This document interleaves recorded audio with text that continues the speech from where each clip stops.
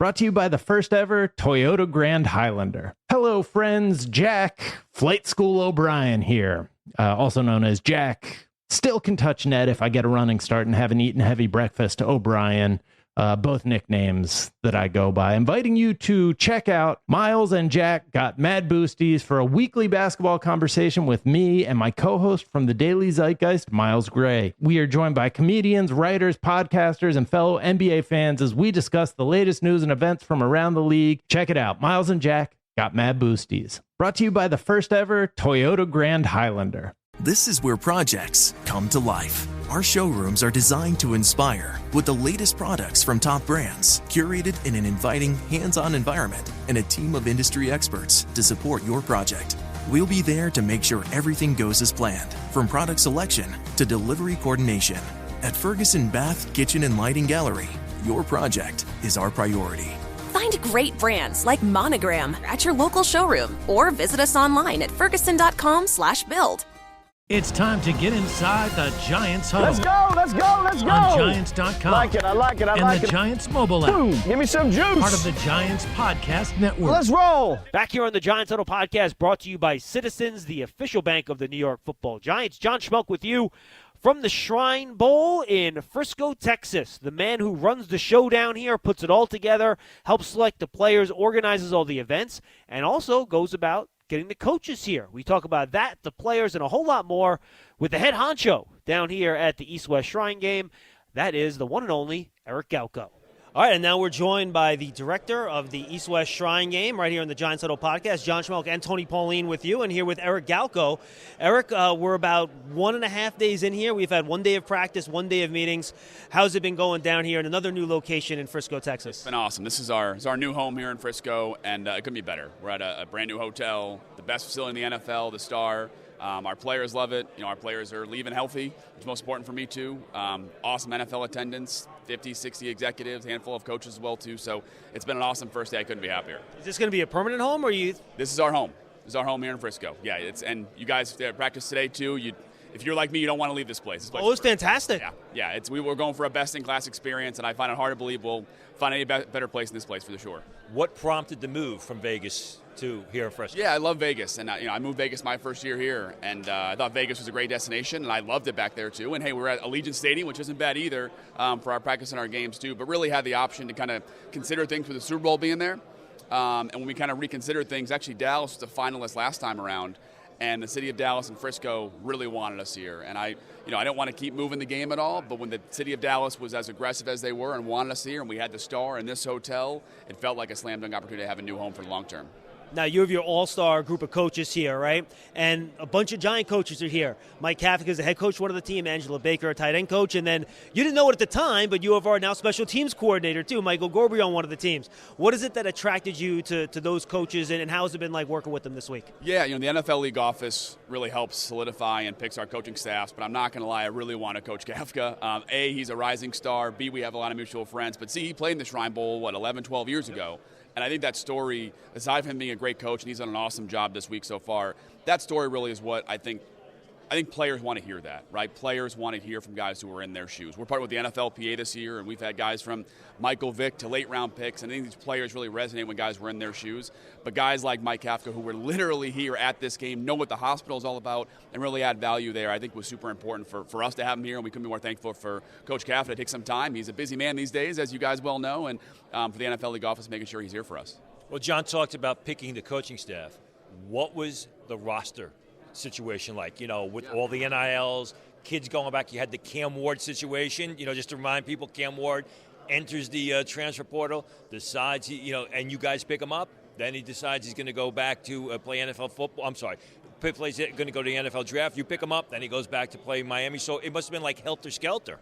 You know what, people think, I always tell people, don't feel bad for me, right? I run an all-star game. I love this job. Yeah, I love this job, and I try to be as player-focused as we can, and I try to mean that in everything we do and be intentional, and that's why we're at a great facility. It's why we have our players done at 8 p.m. It's the same reason why I'm not going to be mad at Cam or anybody for making their decisions. So for Cam, I talked with his family for 18 months now, and the word family is like family to me now, and I talk to Cam all the time too, and I think he really weighed a lot of options, made a decision, and when he went there, I think I was one of his first calls, and I said, that's what you want to do, man, I'm all for it too. So I'd love to have Cam Ward here. He'd be a great star here. I think people would be excited to be here. But at the end of the day, I think a lot of players are weighing a lot of things right now, right? Because you can transfer and get a kind of fresh start at something. Obviously, NIL money makes it you don't have to go to the NFL for money. So I think it's giving players a lot of options. I'd be lying if I said I think it didn't confuse some players a little bit and maybe not make the best decision. I'm not saying Cam Ward. Cam Ward had a very thoughtful procedure, but I think it's added some confusion, and hopefully over the next couple of years there's less complexity with it all. I don't mean to single out Cam Ward, but that's the obvious one. Overall, was it, we got to go back to plan A or go back to the starting board because of X, Y, because of these players or situations like that? A little bit, but I've worked with a lot of players the last couple of years about going back to school. There are players who are going to come to the Shrine Bowl, and if I said, you know what, here's the information, what do you think, I want to go back to school, then best of luck to you. So my philosophy in this role and really in my life as best I can is like I want to do best by these players, best by these people, and if they come to the Shrine Bowl, great, they're my guys. They Flowers last year chose the Shrine Bowl, he's my guy, and I'm happy he did it. If he did something else, I wouldn't be mad at him either, right? So my goal is to give these guys good information and go from there too, and I think we've had a good roster here, and hopefully players appreciate it. Fingers crossed. Did you find that the player pool, though, was maybe a little bit shallower than in years past because of the extra COVID years and the transfer portal and NILs and stuff like that? Yeah, I think the last 2 years have been some of the shallowest draft class the last couple of years. I think players have options. I do think that, everybody wants the two words I hate the most these days, the terms draft stock. Because every player says, I'm here, but I could be here, and they don't know that, A, that may not be possible, or B, going here lower might be just as likely as going higher as well, too. So I think there's a lot of confusion, a lot of miscommunication, I would say, from people in the college space saying, hey, come here and make you this kind of player as well, too. But, again, if I can educate these players and help them out that way I can, that'd be great, too. But for us, hey, I think we've got a lot of draft picks here, a lot of great players here, and if there are more guys that are, hey, these are 6th, 7th PFA type of guys, but NFL teams can see them and meet them here, that maybe teams thought they were PFA here, but come here and press and practice, and there's not a lot of guys to compete with. I think a lot of these guys will have a good chance to be draft picks. You're ready for a change. Payday comes early with Citizens, so go to that retreat. New you moves to the country. Now you're raising goats and launching a lifestyle brand. Are you ready for all that life brings? To throw another curveball, the NFL decides we're going to let real juniors, play in these All-Star games, which was, it was surprising to me the way it's been treated the best. Plus, a lot of these games, I look at them as rewards for senior players. How did that impact your plans? Quite a bit. And I think I wish the NFL had officialized it and made it announced a bit earlier, because I do think, again, I'm not opposed to it. I think this rule is a great rule, because I felt like juniors were being unfairly punished, right? And just because we look at it, we're married to this freshman, sophomore, junior, senior dynamic, like why should juniors be punished for doing that? So I think it's a great opportunity, and again, not a lot of juniors can take advantage of it. I think this year only half are going to an all-star game, a little more than that. So some guys will want to do it, some guys won't too, but for us, it added a little more complexity when it was announced, because we really couldn't talk to juniors until that point as well, too. But again, I think for juniors, I told the league office the same thing. I said, hey, juniors should be allowed because they can get more information. Again, I beat that horse here, but giving these kids good information to make decisions is what I care about. And I think talking to these juniors as soon as possible, and now for next year, starting in January, February, March, April for next year, saying, hey, this is an option for you. Leverage us for information. Hopefully myself and other all-star directors can give honest information for these guys, and allow these guys to make good decisions, come out for the draft or not. Do you talk with the NC2A at all, or do you have any conversations about, putting a specific date, a firm date on when guys can enter the transfer portal, to kind of end this mayhem for everybody? Because it seems like guys are, in and out of the transfer portal through February, even later. That might be a Charlie Baker, Roger Goodell question. But no, with this new rule, I've talked to the NCAA a little more, engaged with them a little bit more as well, too. But the NFL league office, just the best they can with this kind of changing sport. Ken Fiore, Troy Vincent, Roman Oben do a good job of trying to navigate these waters. And I think they have the same intention that I have, is that they want to give players more opportunities and more options, right? We don't want to penalize kids for declaring early and making them feel bad about it too. So I think this was a trial period. I have feedback. I've told the league office they're here this week. They'll be at the other All-Star game as well too and get some feedback as well. But I think we're trying to learn here. But I think the intention is giving more players opportunities should they want them.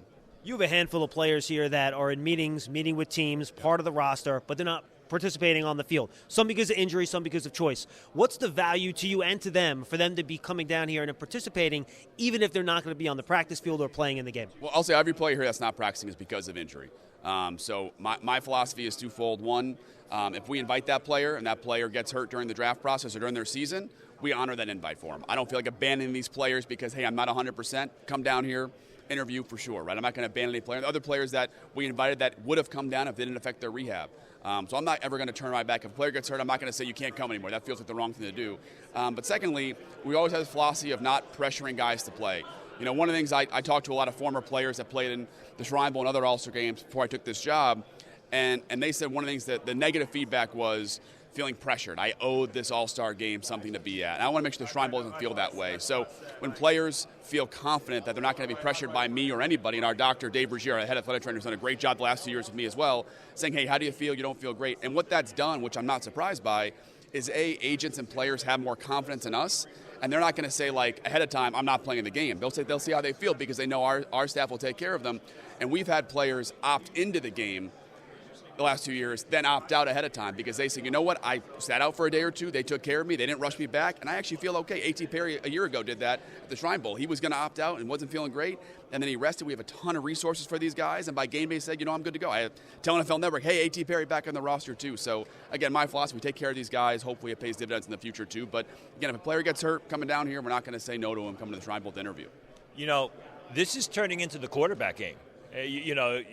Dorian Thompson-Robinson last year, Aiden O'Connell, obviously Brock Purdy the prior year. There he is. So give us a little breakdown on the quarterbacks that we saw today that we're going to see the rest of the week. Yeah, I've been joking with my buddy. I can explain why any of these quarterbacks could be the next Brock Purdy. Right? I've mastered the Brock Purdy spin zone. But guys like Austin Reed and Devin Leary have played a lot of football, started a lot of games in college. That's what Brock Purdy had, right? I always say Brock Purdy saw a lot of stuff for better and for worse in college, and it made him who he is today to be someone who's not fazed by changing situations. And Devin Leary, Austin Reed jump out as those kind of guys. Talia Tagovailoa's played a ton of games, Big Ten's all-time leading passer.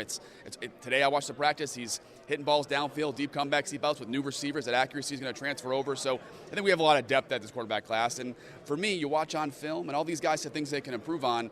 I'm not sure you saw it today, Tony, but I thought all these guys showed something, whether at the Hula Bowl before they came up here or today at practice, that says, hey, you could say any one of these guys can be 4th, 5th, 6th round picks. And I think we'll have at least one of these guys go in the top 3, 4 rounds. I think 2 of these guys will go in the top 5 rounds because even though it's a deeper quarterback class, not a lot of guys in this class can come in tomorrow and be backups and then develop for more in the future. That's what teams loved about Dorian Thompson-Robinson. Hey, this guy could be a backup tomorrow for us. Same thing for Brock Purdy, Mr. Irrelevant. A lot of teams thought that guy could be in our quarterback room. I think we have a lot of guys this year that are going to fit into a quarterback room in some way. And then like Aiden O'Connell, like Dorian, like Brock Purdy, who knows what happens when the season starts.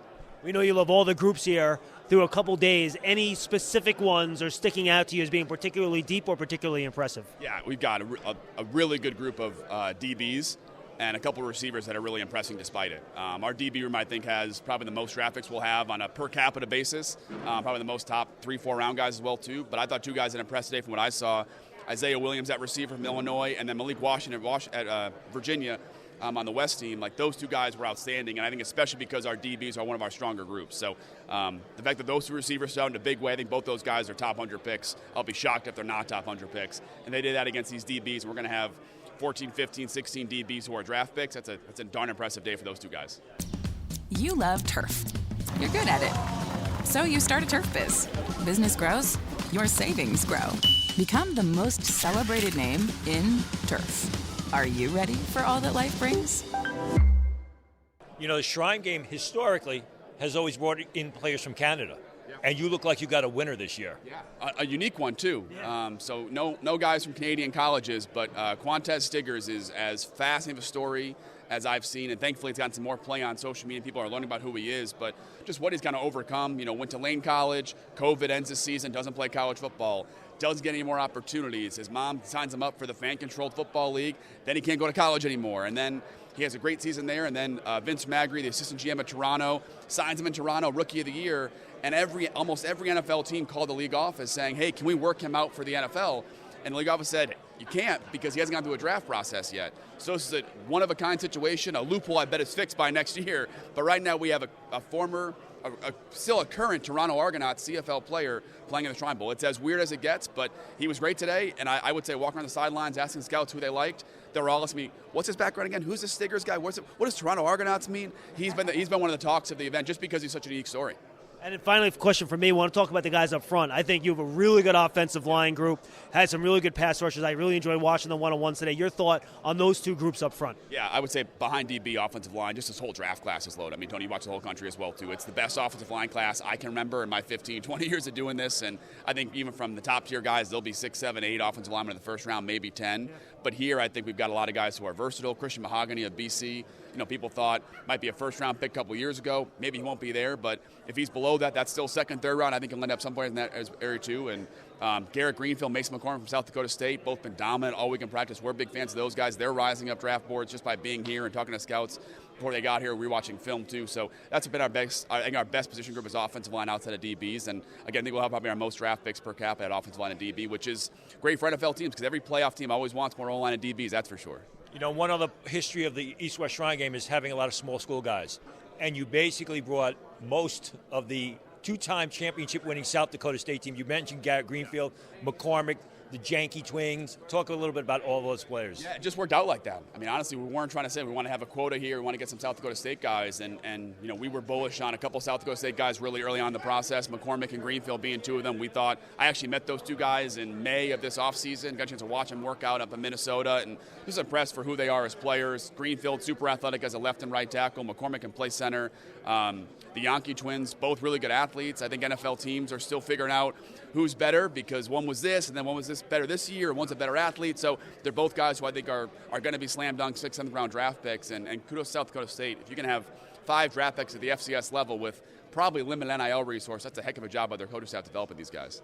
Eric, before we say goodbye, anything else you want to make sure the fans know about this process, your game? It's coming up on Thursday. Anything else you want to make sure that people know about what you're doing here? I appreciate our coaches. I think we've got our best roster in my 2 years of doing this now. I think we'll break another record this year in terms of draft picks, and hopefully our player experience. You guys as media have a great experience as well, too. And I took over the game. I want to have a best-in-class experience for our players, agents, NFL teams, coaches, et cetera, too. And I think we're accomplishing that here in Frisco. So for those of you who got to come to the Shrine Bowl this year, hope you guys have a good time. And if you haven't been here this year, hope you get a chance to have the virtual credentials and come by next year here in Frisco. I'll speak for Tony. We're having a great time. We appreciate the access, and we look forward to the rest of the week. Thank you, man. Appreciate it. Great information from Eric. He joins us every year to talk about the Shrine Bowl. Does a fantastic job down here. They've really been great. Awesome hospitality, really good access to the players. It's been a lot of fun spending time with him and the guys down here at the Shrine Game in Frisco. First time I've been down here, and they've really done a bang-up job giving us access to all of their players. Thanks for being with us on the Giants Huddle podcast, brought to you by Citizens, the official bank of the Giants. For Eric Galko, I'm John Schmelk. We'll see you next time. You deserve to treat yourself, so turn your tax refund into a U-Fund and give yourself a Straight Talk Wireless Extended Silver Unlimited plan and get a new Samsung Galaxy A14 on them. You can get a great everyday value on wireless with Straight Talk's Unlimited plan starting at $25 a line per month for 4 lines. You'll save so much you'll be enjoying that refund all year long. It's the refund that keeps on refunding. Find Straight Talk at straighttalk.com or at your local Walmart store. Taxes and fees not included. Offer valid through 4/14/24 while supplies last. Online only. Must purchase a Straight Talk Extended Silver Unlimited plan to qualify. Limit of 5 phones per customer. Family plan discount with 4 lines, all on the Silver Unlimited plan. Not combinable with auto-pay discount. This is where projects come to life. Our showrooms are designed to inspire with the latest products from top brands, curated in an inviting, hands-on environment, and a team of industry experts to support your project. We'll be there to make sure everything goes as planned, from product selection to delivery coordination. At Ferguson Bath, Kitchen, and Lighting Gallery, your project is our priority. Find great brands like Bosch at your local showroom or visit us online at ferguson.com/build.